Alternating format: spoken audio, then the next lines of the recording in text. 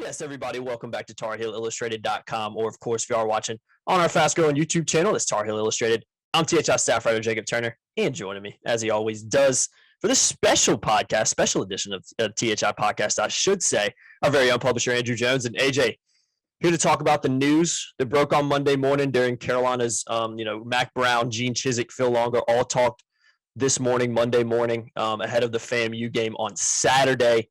And obviously the big news coming out of that is that Mac Brown is named Drake Maye, the starting quarterback for the Tar Heels in Carolina's season opener on Saturday evening in Chapel Hill. So, AJ, we're going to dive into it a little bit more deeper here in a second. But to start this one out, you were at the press conference. What are your initial thoughts from how that went down and obviously the news that broke?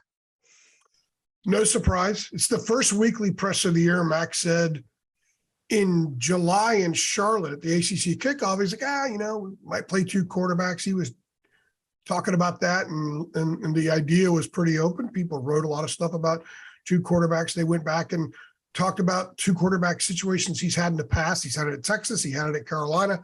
But the first day of fall camp, July 29th, he kind of went away from it. So, we'd like to name one maybe a week and a half before the opener, or that Monday, the week of the opener.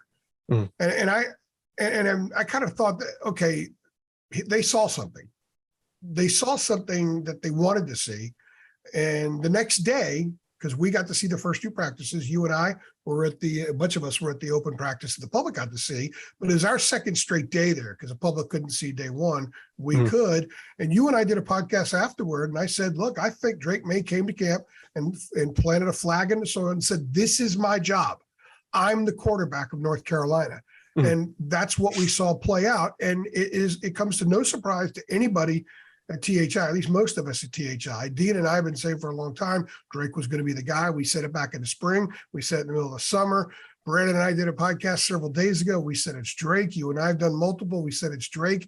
And this is no disrespect to Jacoby Criswell, but Drake Maye to me is more talented. He checks all the boxes. Jacoby checks most of them. And even a lot of the ones they do check, Drake just checks maybe a little higher up on the box. He's got an unbelievable upside. There aren't any throws he can't make. And Phil Longo told us today, and I asked him, because Mac wasn't getting into specifics about what this guy's done in camp, what this guy hasn't done. He didn't want to go anywhere near there, but Phil did. And I asked him, I said, give me one or two things.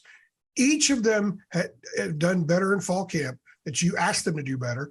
And he said with Drake, it was a matter of getting rid of the ball quicker, getting through the reads and getting in footwork, and all about getting rid of the ball quicker. Not just a faster release. It's more about finding where the ball needs to go and getting it there. And it's about having the right footwork so you don't waste a split second getting your feet aligned to then make a throw.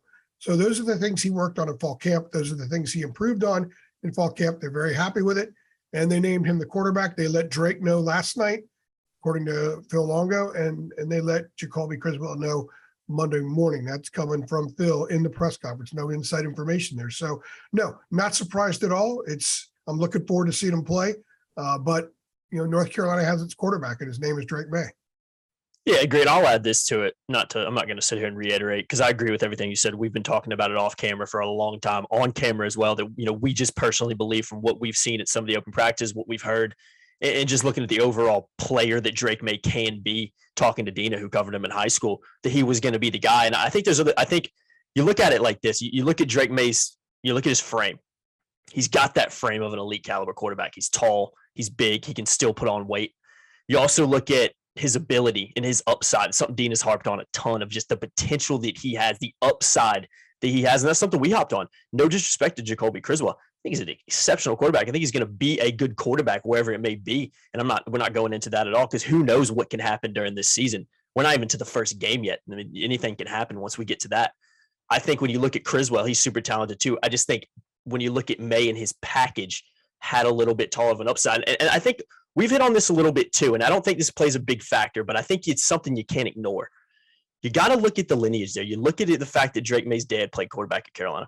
You look at the fact of who Luke Maye is, those connections to Carolina. You look at the fact that Carolina, I'm not going to say steals them from Alabama, but Drake Maye was committed to Alabama at one point, one of the best quarterbacks in state at the time. You steal him away from there and you get him to come to North Carolina.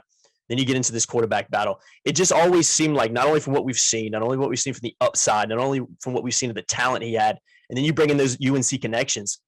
It just always felt like it was Drake Maye's job to lose in a lot of ways. I don't think that's how this battle went down, but I think from the outside looking in some ways, that's just how it felt to a lot of people. And I know for me personally, I just always felt like Drake was the guy for a number of reasons, and those included. Well, for a lot of people, that's like whacking a pinata when it's already on the ground. It Mhm. was an easy thing to see, but let's remember Corey Holiday as a kid on the roster, Jeff Saturday as a kid on the roster. They're not beating people out because their name. No. Mac Brown didn't come back to coach in his 70s to play legacies. He came back to win football games. He came back to get this program back to where it was when he left and then take it one step further. They were on the cusp of contending for a national championship. They were so close. I think they were a few playmakers away, and they were in the process of making that happen. I think if he doesn't go to Texas, North Carolina football looks a lot different right now.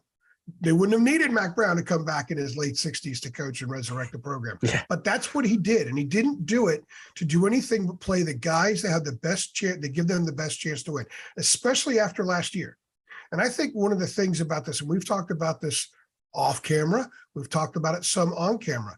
And I asked Mac again about it today, about the competition. They didn't name anything.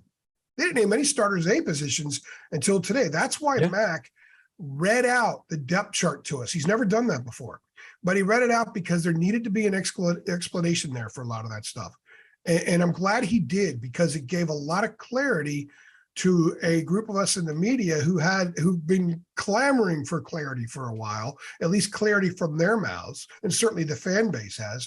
And we got that. And I think a big part of this, and he agreed with the premise of the question, was they needed this group to have an edge. Last year's group didn't have the right edge. And Max said it wasn't ever going to happen again. So they hit more. Like they were a little bit, I wouldn't say they were soft, but they could have been tougher. They hit more in the spring. They hit more early in this fall camp. They've kept more of an edge. So what do you do with the position battle? You tell guys you're going to go up and down that depth chart every day based on not just performance, but your attitude, your approach, your focus, all those other things. So the whole point here is to keep these guys, giving them an edge. Neither Drake or Jacoby has really played much, certainly in the meat of a really important game in 3 years. I know that Jacoby had 2 games against FCS teams and Drake had 1, but that's not what you need. That's not what you face to win the ACC. That's not what you're going to go up against in order to get the program where it needs to be.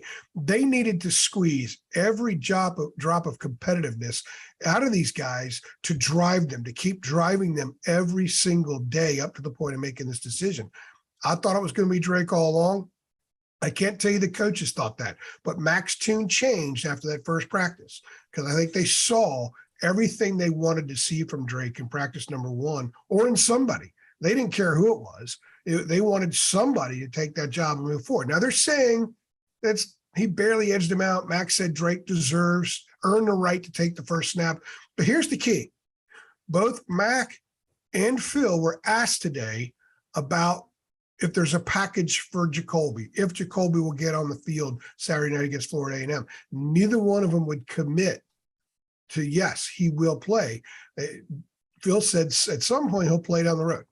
Max said at some point he'll play down the road, because there's going to be a situation where you're going to get a backup quarterback in at some point, whether it's a helmet goes on for Drake or whether it's a route. That route could be Saturday night. They could have a few routes this season where you get the backup on the field, or maybe Drake doesn't play very well. But the bottom line is there is no design package for him. They both said there would not be for Saturday night. That tells me that Drake Maye flat out won this competition. He's the quarterback, and it's his job now to lose. Or if he plays well, he could run away and leave Jacoby in the dust. No disrespect there, but that's what could happen. And then whatever Jacoby ends up doing, that'll be a story for another day. But I believe Jacoby's a good quarterback. I believe Drake can be a very, very good quarterback. There is an upside difference, and I think Drake has it. That's why he won this job. Agreed. Yeah, it's his to lose now, for lack of a better word. He's getting the opportunity to start. You never know what can happen during the season, but he's the one they're rolling with first. He's the one they feel the most confident with. And I think to us, not a surprise. Real quickly, and we'll hit on this more when we do our UNC football show later this week. We're going to start rolling that out, kind of preview the game on Saturday, and also kind of talk about some other depth chart things this week. But what, in a quick snapshot from what you've seen, I know it's not a lot, it's a small sample size, what does Drake Maye bring to that quarterback position for North Carolina? He makes all the throws. Just listen to his teammates. John Copenhaver last week said he makes every throw. He always gets the ball where he needs to get it. Now, there were refinement things that he had to work on. Phil said today. So when your checklist of what you need to work on is improving the footwork a little bit so you can get rid of the ball quicker and just simply making those decisions, that means the guy's done everything else. He's got everything else. So that's sort of that one of the last things in line before you roll a dude out there and said, he's got a chance to be really, really, really good. And Drake does. He can make all of the throws. He can see the field. He can see the middle of the field. He can see the short stuff over the middle. Remember when I went up to you during that practice we were at, and we're standing on the sideline, and I went up to you and said, and Drake had just hit a couple over the middle, different types of routes, but he hit them over the middle. And it's like, boom, boom, boom. And I said, man, he can make all the throws. And you just started laughing. Like, yeah, he can make all the throws. He's also very athletic. I'm kind of really annoyed with the narrative that Drake's not athletic and that Jacoby is. I'm not going to speak for Dina, but she thinks Drake's a better athlete than Jacoby. And I'm not going to disagree with that. I think he's a really good athlete, but you're not going to see him run like Sam did last year. He'll be an opportunistic runner and a very capable opportunistic runner, but that's not what he's there to do. Phil said he's there to facilitate. He's there to direct the offense, run the offense, be a playmaker, and make the offense work. I think he can do all of those things. He may not look great at times Saturday night, but I think that the ceiling, the down the road, should have Carolina fans very, very intrigued and in my opinion, very optimistic. A lot of upside there, AJ. And like, yeah, you got a heck of a number 2 there behind him as well, and Jacoby Criswell. So we've said it a lot. I'm going to say it one last time. I think the quarterback position is in safe hands, and we'll see what happens on Saturday night. AJ, I think it's a good place to wrap this one up real quickly, guys. If you are watching this podcast is probably coming out around 8:30. If you're watching this, we're hosting a THI Twitter space over on Twitter from 8 to 9 p.m. We'll probably go a little bit after 9 p.m. tonight. So if you're done with this video, if it's still between kind of 8 and 9 or close to 9 p.m., even a little bit after, head on over to our Twitter. I'll put a link in the description below at Heel Illustrated and join in UNC football Q&A tonight. Obviously, the quarterback topic is going to be a big topic of discussion. So if you have any questions, want to get involved in that, it's the second THI Twitter space we've done. We did one last week as well. We're going to be doing even more throughout the season. Head on over there. And guys, we have a special promo going on for people in this Twitter space tonight, but I'm going to give it to you guys. If you've stuck around and you've watched the end of this video, I'm going to let you guys in on it as well.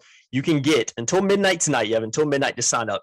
Get a free premium subscription to TarHeelIllustrated.com to the start of basketball season on November 7th. So got to sign up before midnight tonight. That's 77 days of a free premium subscription at our website, TarHeelIllustrated.com. Use that promo code THI space 22 to get that promo. The link is on the front page. It's above the headline. So you just got to hit that link and it'll take you where you need to go.